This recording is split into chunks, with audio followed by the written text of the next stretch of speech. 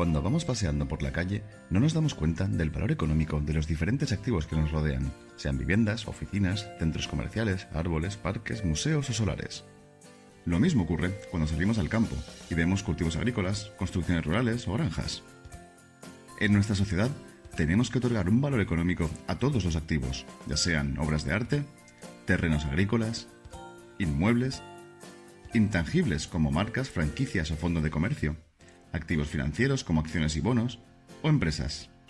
Todo esto lo puedes aprender en el Máster en Ingeniería de la Tasación y Valoración del Centro de Investigación en Valoración y Tasación de la Universidad Politécnica de Valencia, donde llevamos más de 20 años trabajando estrechamente tanto con el sector público como con el privado, y formando a los mejores profesionales en un campo lleno de salidas laborales, como compraventas, préstamos hipotecarios, seguros, catastro, herencias y tantos otros.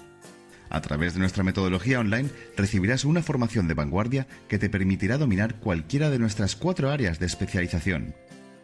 Estudiando la tasación y valoración de obras de arte, descubriendo cómo se valoran los terrenos agrícolas, profundizando en el mercado inmobiliario y la tasación de inmuebles, o aprendiendo las técnicas para calcular el valor de las empresas, las franquicias o sus activos intangibles, como pueden ser las marcas.